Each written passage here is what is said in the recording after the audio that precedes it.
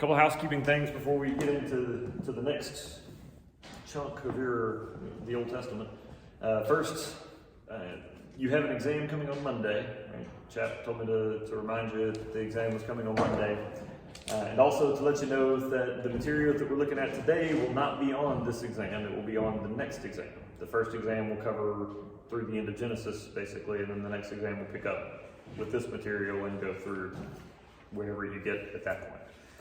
So this material will not be on the exam you're going to take on Monday, it'll be on the exam you're going to take later. Also, if you missed it on the way in, there's a sign-up sheet or a roll sheet out on the table in between the two doorways out there. Just make sure you hit it on your way out so you can get credit for being here today. Is that all clear as mud? Good enough? All right. All right, today we are beginning with Exodus, and Exodus is, of course, the second book of the Bible. It's also the second book of the section called the Torah, or the Pentateuch, or the books of Moses. You hopefully have run into those three terms for these first 5 books, but all of them mean the same thing. We're talking about Genesis, Exodus, Leviticus, Numbers, and Deuteronomy. Torah, Pentateuch, or books of Moses. So since it's part of the same body, the same block, it's written at about the same time as Genesis. What I tell my classes is that Moses is the traditional author, traditionally named author of all 5 of the books. But there are some kind of irregularities or some weirdnesses, like the last book, Deuteronomy, ends with an account of Moses' death and burial, which Moses could not have written. And so obviously, Moses began, my understanding when I teach my classes is that Moses began the writing, that the writing began with Moses, most of the material is from him, but there were some editing and some additions later to finish out the account of Moses' life.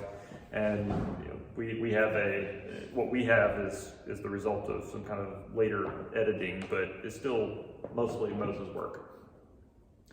And so with that understanding, the book of Exodus, like the other 4 books of the Torah or the Pentateuch, are probably coming in from the 1400s or so BC, 1400, 1440. So somewhere in that range, and that's debated because you have to make some assumptions about the dates of some other historical events to arrive at that date, and so there's a couple of different date ranges offered, but that's a pretty broadly accepted date for the composition of Exodus, along with the other books. So the author is traditionally understood to be Moses, and he's going to feature prominently in this book and the next several. Moses is going to be kind of a central character. You guys have just finished looking at Genesis, right? And so you've got the story of Joseph and all that Joseph did for Egypt, how his leadership helped to not only allow Egypt to survive through a famine, but to thrive through it, to be prosperous when every other people and every other nation were struggling. And so as a result of Joseph's leadership, Egypt becomes extremely powerful, wealthy, prosperous. And for a long time, the Egyptians are very grateful to Joseph and his family as a result of that. But time passes. In fact, between the end of Genesis and the beginning of Moses' story, about 430 years pass. And in that time, the family of Jacob, the Israelites that come into to Egypt, go from a few hundred that come in with Jacob, his household, and everybody that comes in with him, from a few hundred with Jacob to around 1 million by the time Moses is on the scene. And so the numbers just explode. The family of Jacob is extremely prosperous and extremely prolific. They just have lots of babies. And so you end up with this much bigger number, this huge number of Israelites by the beginning of Exodus. In fact, we'll find that the Israelites are usually referred to as Hebrews. Get this kind of term change. In Exodus, they're usually referred to as Hebrews, but we're talking about the same people. And so we've got the Israelites or the Hebrews, and they've exploded in population. It's this huge number, and time has passed, enough time has passed, that the Pharaoh that comes to power doesn't really have any knowledge of or any particular regard for Joseph and his family. He doesn't remember what Joseph did for Egypt anymore.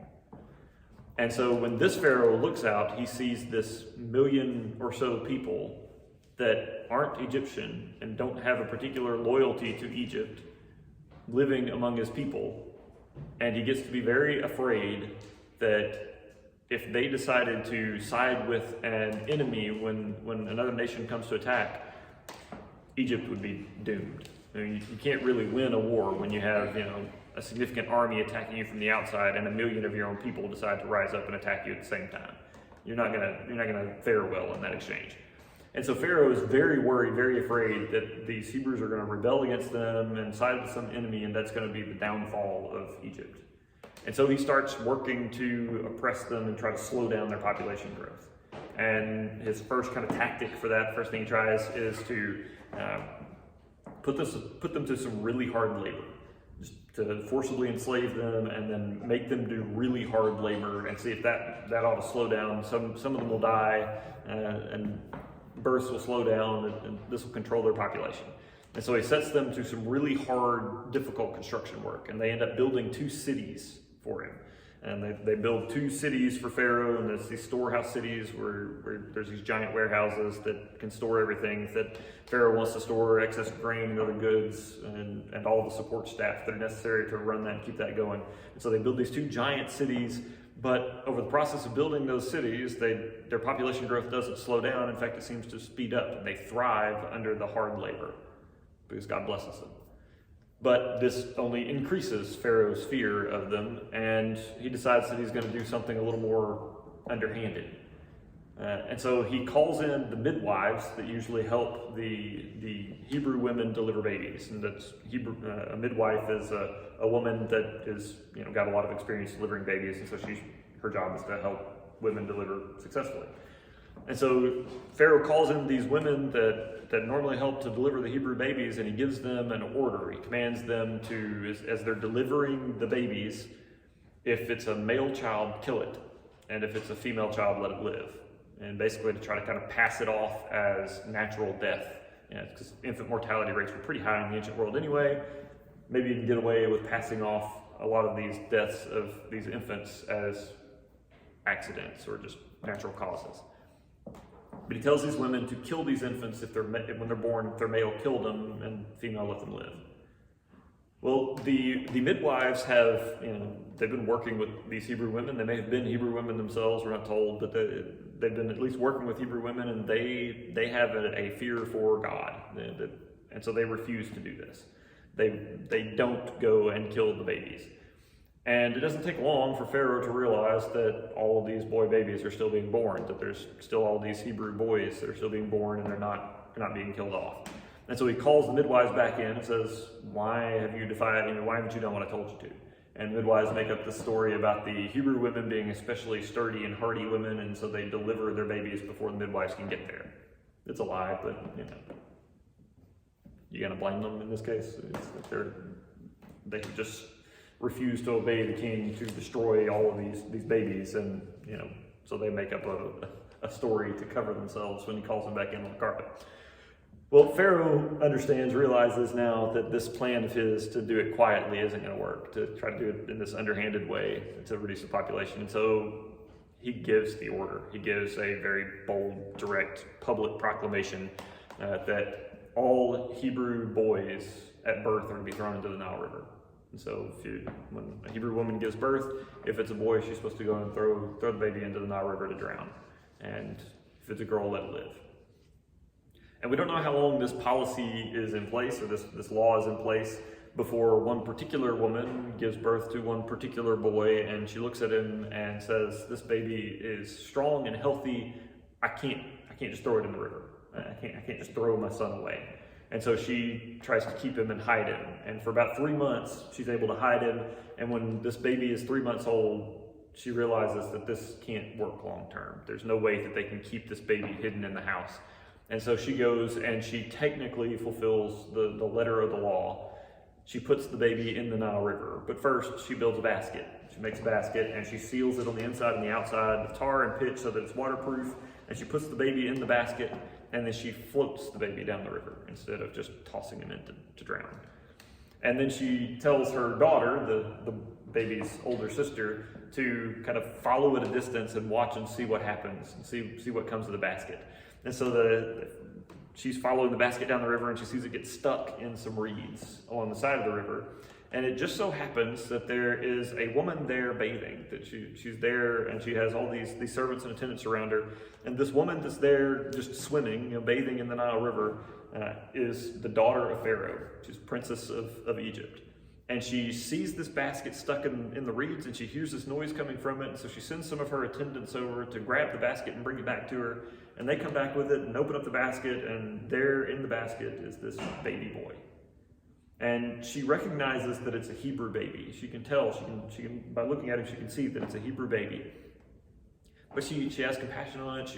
She knows the situation probably well enough to know what her father has commanded. Maybe she disagrees with the command, or maybe she just has a lot of compassion for this baby that's all of a sudden, in her lap. And so she picks up the baby and determines that she's going to raise it. She's going to adopt this child, and it's going to be hers. Well, at about that point, big sister sees Pharaoh's daughter pick up the baby and look like she's going to keep it, and so she comes running up and says, "Would you like me to find a Hebrew woman to nurse her for you, to nurse the child for you?" Because of course, if you haven't just given birth, ladies don't produce milk all the time, and so if you haven't just given birth, then you can't nurse a child. And so if you are adopting a child, then you're probably going to have to hire somebody to nurse it for you. And so, would you like me to go and find a Hebrew woman that could nurse the child for you? And the daughter of Pharaoh says, "Yes, go and find me someone to nurse."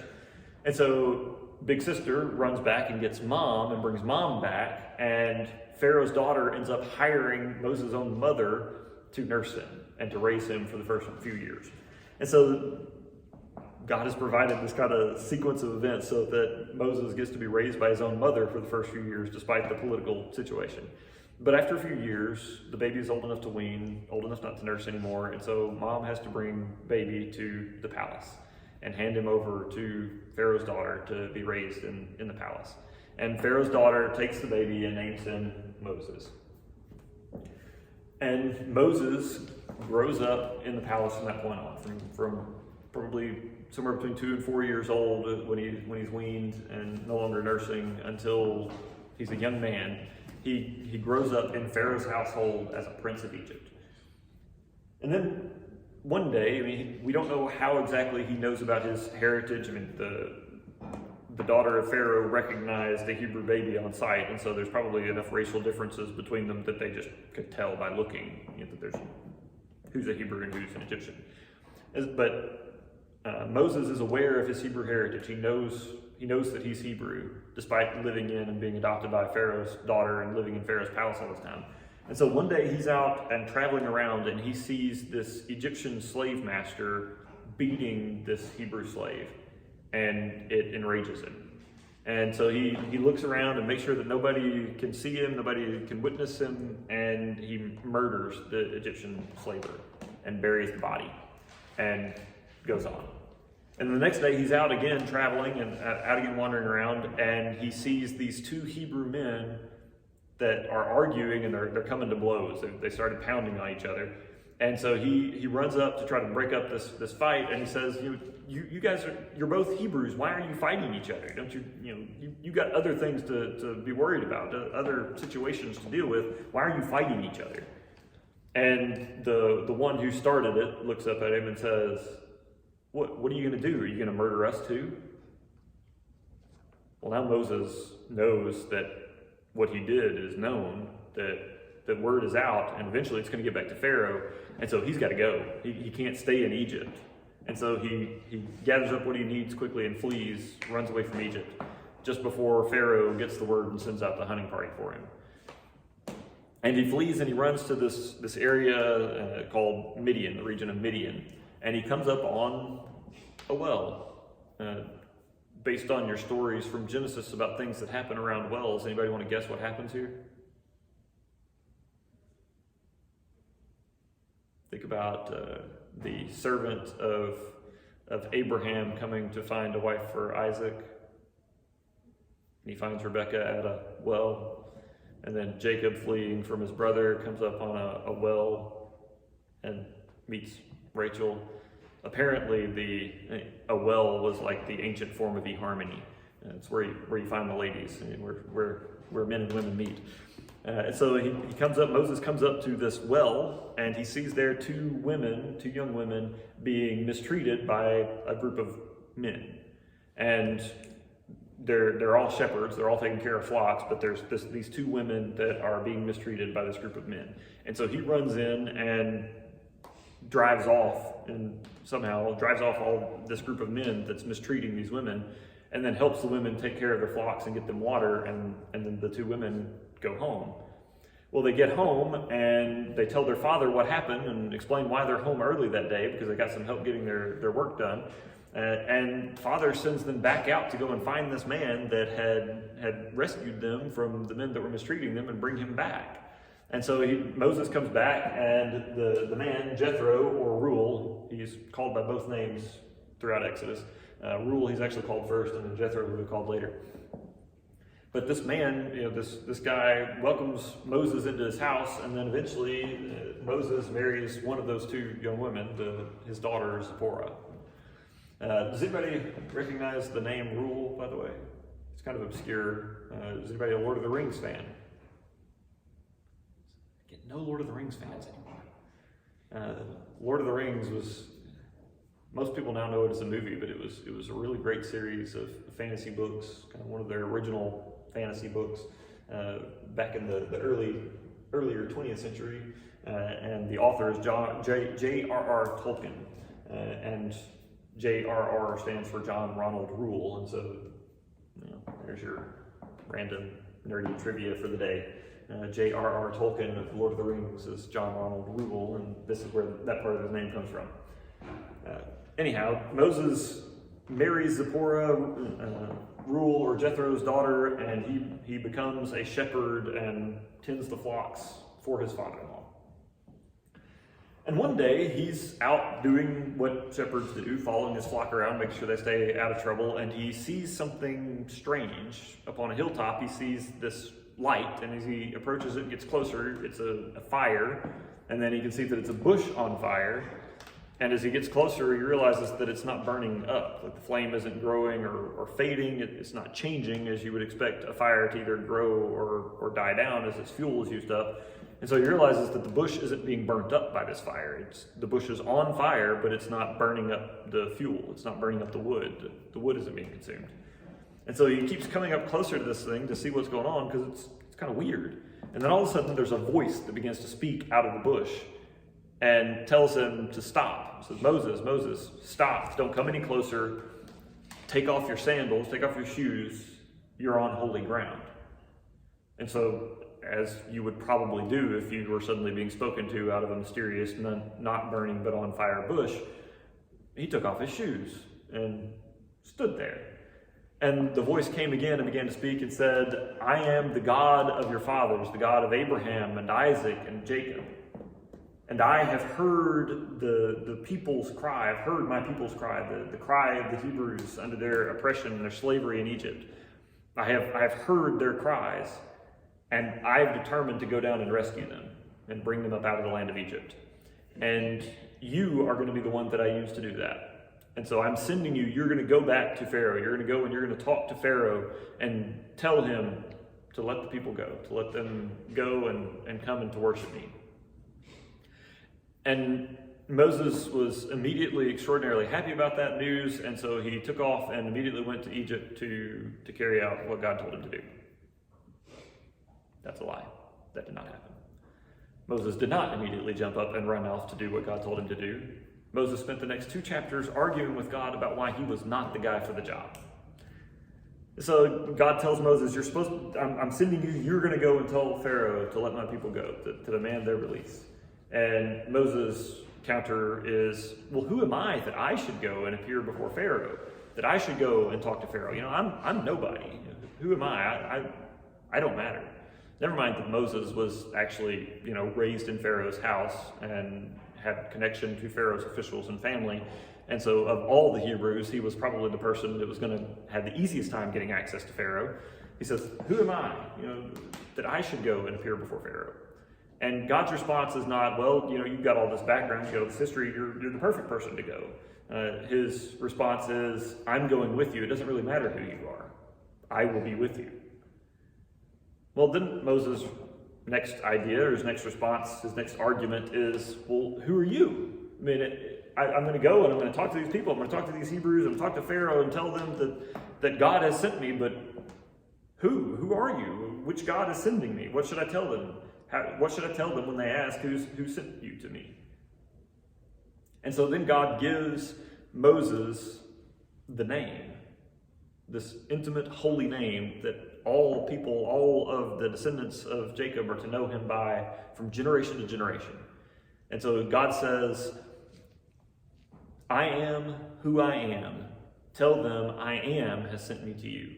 And then this is the name that you are to know me by from generation to generation. And you'll pass this name down over and over and over again. All my people will know me by this name. Now that phrase, I am who I am, the Hebrew word is Yahweh, which this is my really chicken scratch Hebrew handwriting. This is the word Yahweh in Hebrew. And here's the transliteration into English characters so you can see it. And it's translated as I am.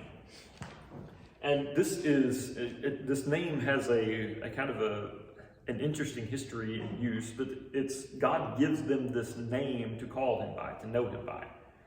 And when you get into your next lecture after Ann comes back or Chap comes back, you will hear about the Ten Commandments. The Ten Commandments are part of the lecture.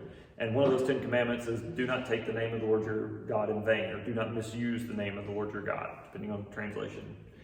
So it was very important not to misuse God's name, or not to use it in a way that was flippant, or to just not to mistreat the name that they were given.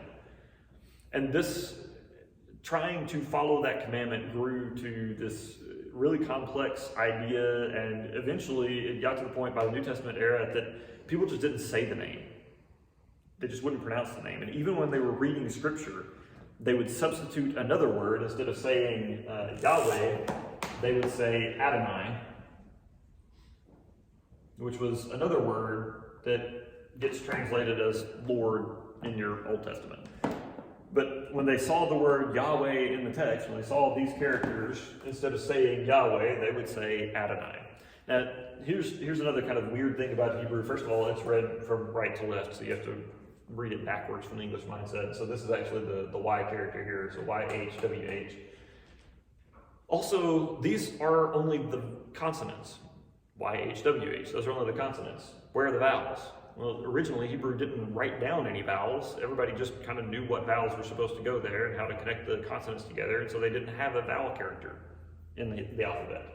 Later, though, Hebrew stopped being the native at-home language for most of the Israelites, most of the descendants of Jacob, and so they started needing the vowel characters to train people how to say the words correctly, and so they would come up with this series of dots and dashes underneath the letters that would tell you what vowels to pronounce there. And so, Yahweh. But when they came to the word Yahweh, because they were intending not to pronounce the word Yahweh, they didn't want to say the word Yahweh, they wanted to say the word Adonai there. Instead of putting the vowel characters for Yahweh, they put the vowel characters for Adonai. As a kind of visual cue, a little reminder not to say Yahweh, instead say Adonai. Well, fast forward a few centuries, and some translator looking at this didn't understand that was the tradition, didn't know that was what was happening. They saw the consonants for Yahweh and the vowels for Adonai, and they mashed them together, and it just so happened that this person was German. And so when we took the translation, then that German translation, when it got taken from, we have the consonants for Yahweh and the vowels for Adonai mashed together, translated into German, and then later translated into English, we get the word Jehovah. And so if you've ever heard or seen the word Jehovah used as the name of God, this is its history. This is where it came from.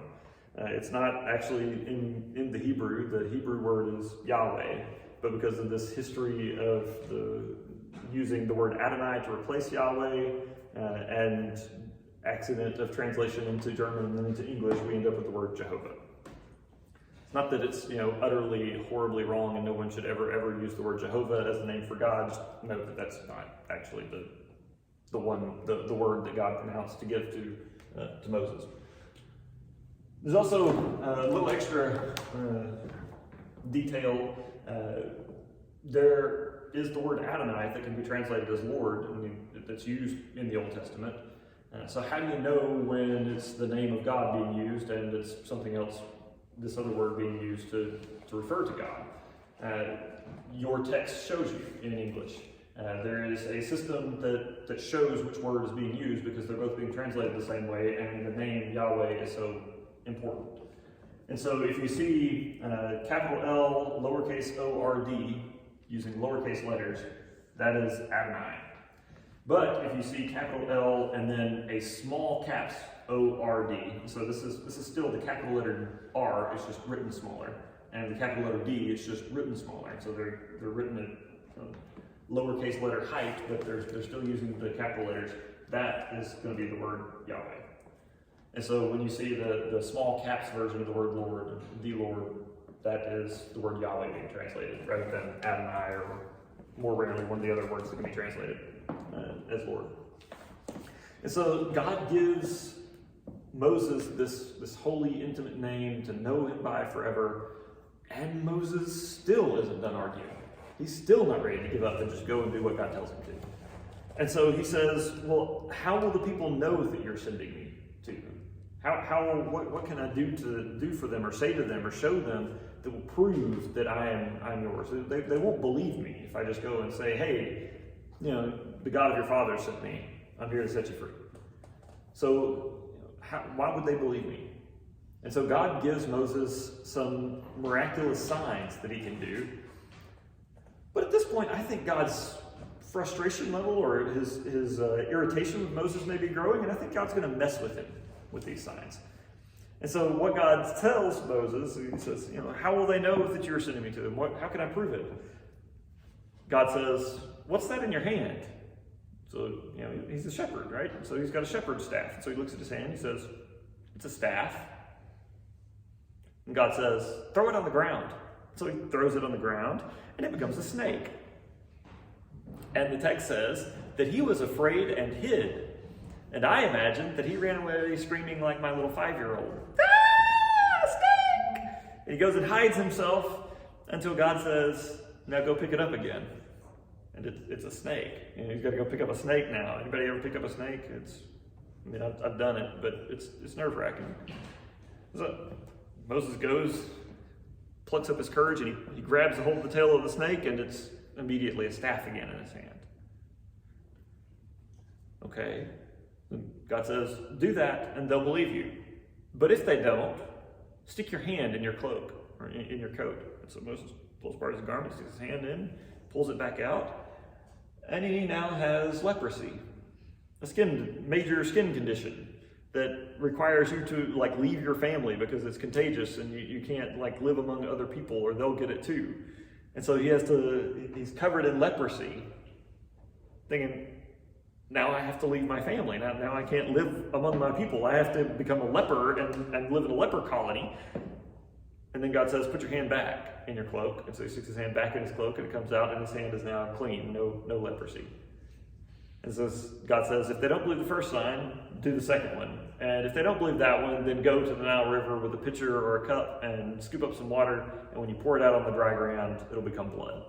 So God gives him these 3 signs, and the first 2, I'm pretty sure God is just messing with them. If you're going to argue with me this much, you're going to pay for it a little.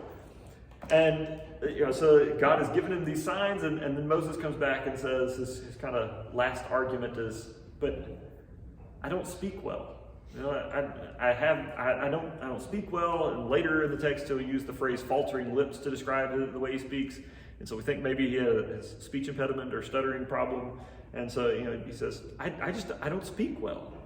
I can't be your representative to Pharaoh. I can't go and talk to these people because I can't talk well. And God's response is, I made your mouth. So I created the human mouth. If I want you to speak, you will speak. And I can make your mouth work the way I want it to work. And finally, Moses, he has no more arguments, but he's finally just going to lay his cards all out on the table, and he says, please, just send someone else. I don't want to go. Please send someone else. And God gets genuinely angry at him at this point, but says, if your brother-in-law Aaron is coming to see you, I have to write Aaron down for the other class. Your brother-in-law Aaron is coming to see you. And so when he gets here, I'll send him with you and he'll be your mouthpiece. He'll speak for you. And I'll tell you what to do and to say, and you'll tell him what to say, and he'll speak on your behalf. But you're going. And so finally, Moses goes with Aaron, and he goes to Egypt, and he leaves his wife and his son, or his children behind in his father-in-law's house, and he goes to Egypt. And when he gets there, he meets with the elders of Israel and tells them what he's there to do. He shows them the sign. They believe him. Things start out well. And then he goes to see Pharaoh and demand that Pharaoh release the people. And Pharaoh not only says no, but gets angry at having been asked. And so he determines, he calls in his slave drivers, his taskmasters that are over the Hebrews, and tells them that they are to continue to demand that the Hebrews produce the same number of bricks. This is the job they've been set to, apparently. And so they're producing these bricks that are being used to build all these buildings. It says they're to produce the same number of bricks, but you're not going to supply them with the supplies they need. They have to go and gather their own straw now. And straw was used as a binding agent to hold the clay together so that the finished brick was much stronger, better able to hold weight, and stuck together better. Didn't tend to crumble. So make them produce the same number of bricks, but no straw. They got to gather their own. And so the next day, the Hebrews are mandated to produce the same number of bricks, but given no straw. And when they can't keep up with the quota, they can't keep up with the extra work, because having to gather their own material doubles the workload at least. When they have to go gather their own material, they can't keep up with their quota. They can't keep making the same number of bricks. And so the Egyptian taskmasters just start beating them, driving them harder and beating them until the day's done. And then the next day they get up and the same thing. They're again being beaten for not being able to produce the same number of bricks, even though they're not being given the material and no more time to do it. And so they just can't keep up. And eventually some of these elders, the leaders of the people, go and talk to Pharaoh and ask him, what's going on? Why are you doing this? And Pharaoh says, you're all lazy. Here, you send this guy in to say, you need to go and worship God, go out in the wilderness 3 days to worship God. You just don't want to work. You're lazy. And so, no, the quota's not going down. You've got to produce the same number of bricks, and no, you're not being given straw. You've got to find your own. This will teach you not to be lazy. And so the leaders of the Hebrews, these elders, leave, and they go back to Moses, and now they're ticked off at Moses because he's gotten Pharaoh riled up against them. And never mind that God sent Moses to do all this. And we're going to find that there's going to be a lot of complaining among the Israelites over the next 40 years or so. But Pharaoh's all mad at them. Now they're all mad at Moses, and Moses goes to talk to God about it, and God says, don't worry about it. I'm going to send you. You're going to go to Pharaoh, and I'm going to harden Pharaoh's heart, and there's going to be several days of this. This is going to go on a while, but eventually he's going to let you go, and I'm going to display my might in Egypt. And in fact, God, the way that God describes it or phrases it at one point is that he's bringing judgment on the gods of the Egyptians, in addition to all the rest that he's trying to do. And so there's a subtext in all of what follows, is that God is demonstrating authority over, power over, that his power and authority is greater than any of the gods of the Egyptians. That the gods of the Egyptians either aren't real or at least have no power in the face of the God of the Hebrews. And so God tells Moses to go and demand the release of the Israelites again, the release of the Hebrews, and when Pharaoh refuses, that he's to stretch his staff, or that Aaron is to stretch the staff over the Nile River, and that God will turn the Nile River into blood. And so Moses goes, he demands the release of the Hebrews, and Pharaoh refuses, and so Aaron stretches out the staff, and the Nile River is turned to blood. And not only is the Nile River turned to blood, but all the rest of the water that was drawn from the Nile River and is in storage containers all over Egypt, all of the stored water is turned into blood. And all, because it's now all blood, the fish in the water die and it starts to stink to high heaven. And you may ask, why does God, why turn the Nile River into blood? What's the point? Well, it's that judgment over the gods thing. The Egyptians thought of the Nile River as being the source of their life, because if you remember back from any of your ancient history classes, the Nile River had a cycle of flooding and flowing its normal banks. And so it would flood one year and then return to its normal banks, and it would flow as normal for several years, and then several years later it would flood again.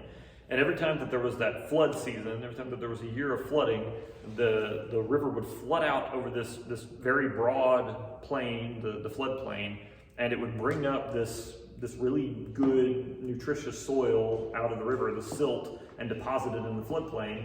And this floodplain was, because of that, was extremely good for growing crops. It was extremely fertile land. And so the Egyptians developed this whole system of irrigation, and they did all of their agriculture in the floodplain of the Nile. And it was a big floodplain, but it was a relatively small amount of land. And this relatively small amount of land on the sides of the Nile grew practically all of the food, all of the crops necessary for all of Egypt. And so people saw that their sustenance, their produce, the stuff that they survived off of, came from the Nile River. They ate the fish from the Nile River, they ate the produce of the land on the sides of the Nile River, and that whole cycle of flooding and flowing that provided all that they needed to eat. So their life, they lived out of the Nile River. And so it was the source of their life, and so they worshipped it as divine. At times it was deified or personified as a god or goddess, but it was always, or for most of the period of Egypt, was worshipped, of ancient Egypt anyway. So it was worshipped as divine and as the source of their life and their sustenance, and so God in a moment takes away all of its life-giving properties. They can't drink it. Everything in it dies. It can't produce crops. I mean, blood doesn't grow crops. And so God takes, in a moment, takes this thing that is worshipped as a source of their life and turns it into a thing of death. Shows that what they worshipped it as, God has total authority over. But even with that, Pharaoh refuses to let the people go. And so about a week later, Moses goes back to confront Pharaoh, demand the release of the Hebrews, and he refuses. And so God sends this plague of frogs. Frogs in crazy numbers come up out of the Nile River. And they scatter over everything, and they get into everything. The text says that they were in the ovens, they were in the houses, they even got into the kneading troughs where they make the bread. And so these big long troughs, bread dough would be folded into it and kneaded to get ready for baking. And frogs were getting to those kneading troughs, and so frogs were getting baked into their bread. You can imagine being an Egyptian, getting up in the morning, and you're about to have your breakfast, and you break open your loaf of bread, and you find inside it a half-baked frog. Might kill your appetite.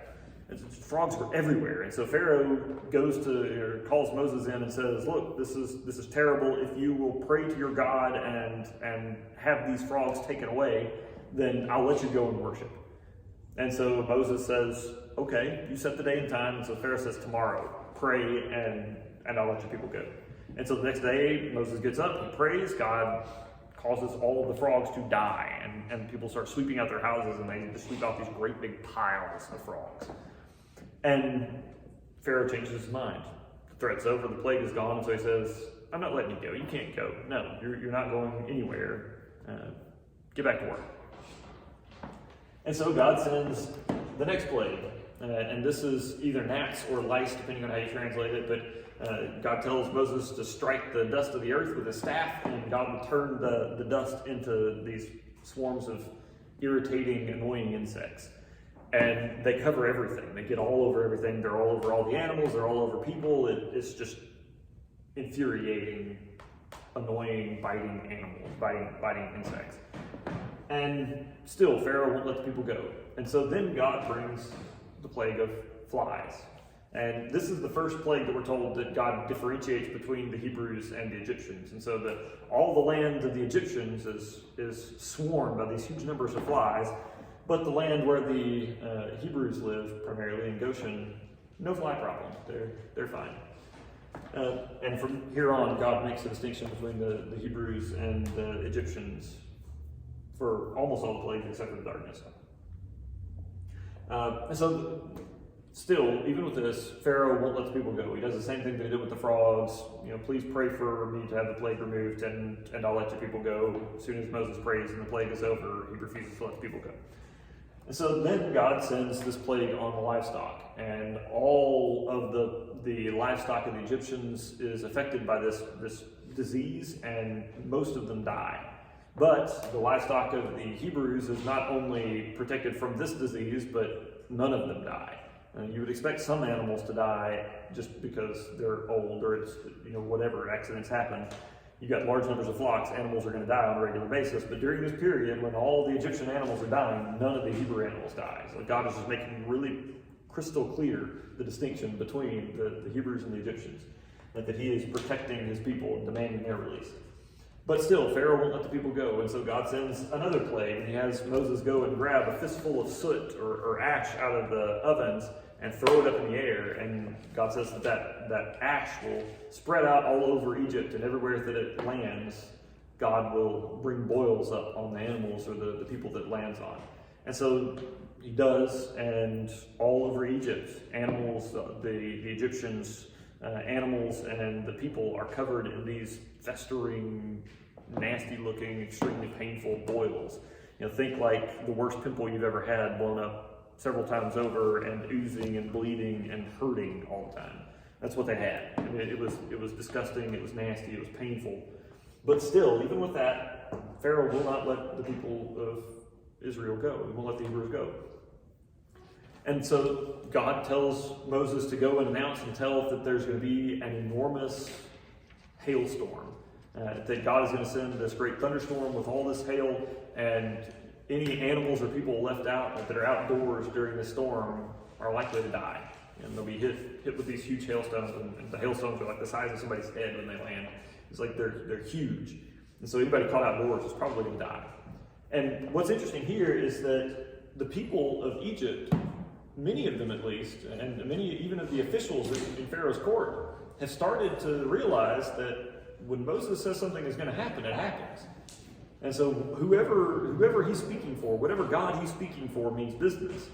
And so many of the Egyptians bring their animals inside, and they stay indoors, and they don't die from the hailstorm.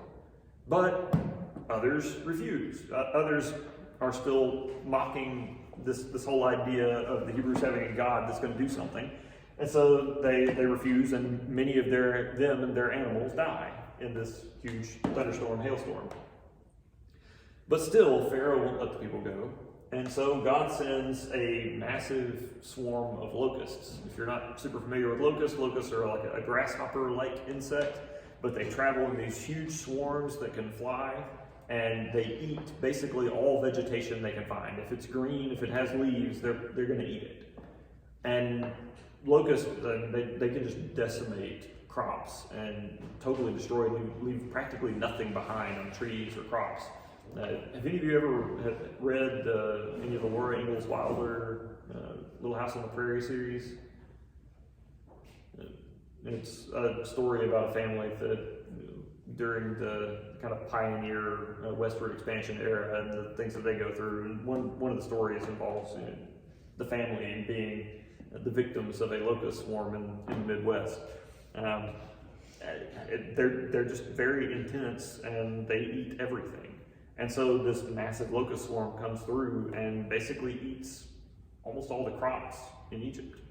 And at this point, all of Pharaoh's officials are going to him and saying, we can't keep doing this. If this continues, there's going to be no Egypt left. You've got to let the people go.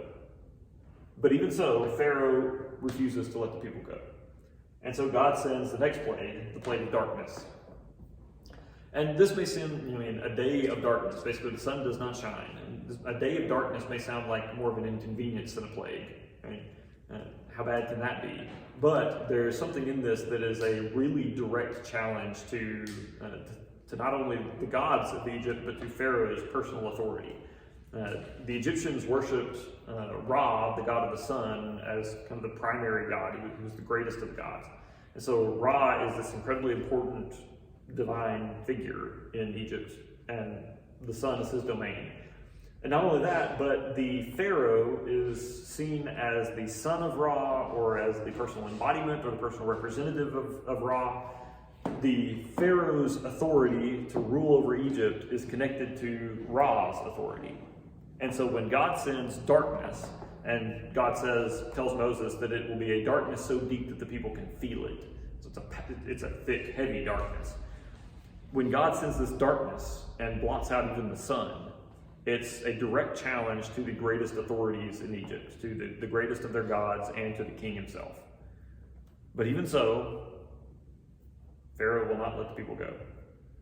And so finally, God says that the final plague has come, and after this, Pharaoh will let your people go.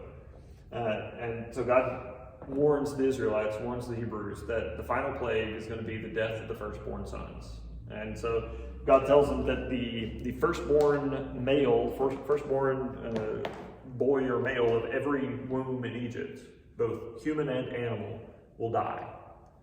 But for the Hebrews, and anybody else that was willing to do it, presumably, but only the Hebrews do, for you, I'm going to give you this ritual, this thing that you can do, and when death comes over Egypt, it will pass over your household. And so it's called the Passover. And what God tells them to do is to take a young goat or sheep, a young lamb, and sacrifice it, kill it, and take some of its blood and paint that blood on the doorposts of their house. And then take that animal that's been killed and cook it over the fire, roast it over the fire, and take bread and bake it, but don't let it rise first. Don't leaven it or put yeast in it. Don't let it rise. And the point was that God was going to do this, and that all of these people, all these boys were going to die overnight, and then the next day Pharaoh was going to let them go. And so they didn't have time to make a lot of bread. They didn't have time to let it rise. They needed to do this, and they eat the meal in haste, because they were getting ready to travel. They were getting ready to be released from slavery. And so God tells them, cook the animal, cook it whole over the fire, roast it, and eat the whole thing. Don't let any of it be taken out. Bake the bread quickly. You don't have time to let it rise. Eat the meal with your cloak tucked into your belt and your staff in your hand, because you're going to be leaving. And then he tells them not only to do this night, but to do this year after year after year after year as a reminder for what God has done for them, is about to do for them this day. And not only to do it year after year, but they're to reorient their calendar around this. And the month that this is happening, this month is to be the first month of the year. This is going to be your New Year's. And so this is the new year for you. This is the first year of the month. And on the 15th day, at the midpoint of this month, you're going to celebrate this Passover as a reminder to generation after generation of what God is going to do for you here this day. To not only spare your children from this plague, but to set you free, to bring you out of slavery in Egypt. And so they do it. They slaughter the animals, they paint the blood on their doorposts, they cook and they bake the meal, they eat it in haste, they wait for what God is going to do, and then they go. And the next day when they wake up, there's weeping and wailing and mourning all over Egypt because of all of the sons in all these households that died, including Pharaoh's. And Pharaoh's oldest son dies, along with all the rest. He's not special, he's not set apart. He's brought down to the level of all the rest of the citizens. He loses his son as well. And finally, he's had enough. And he says, get out. I don't ever want to see you again. Leave. And so the people load up and they leave.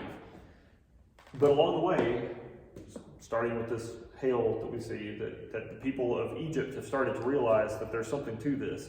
And they start to look at the conditions that the Hebrews are under, and the fact that Pharaoh refuses to let these people go and to give them any kind of freedom or relief from their oppression. And even the people of Egypt start to commiserate and have compassion for the Hebrews. And when they go, when the Hebrews are leaving, God tells them to ask their Egyptian neighbors for gifts. And the Egyptian neighbors give them articles of gold and silver and valuables, stones, all kinds of stuff. They give them as they're leaving. And later this is described as the plundering of Egypt, that God just gave over the wealth of Egypt to the Hebrews without them having to lift a finger or to fight or do anything. We're out of time, so that's it. We'll stop there. exam on Monday, and Ann will pick up with the next part on Wednesday. If you haven't already, if you didn't do it on the way in, make sure you hit the sign-up sheet on the way out.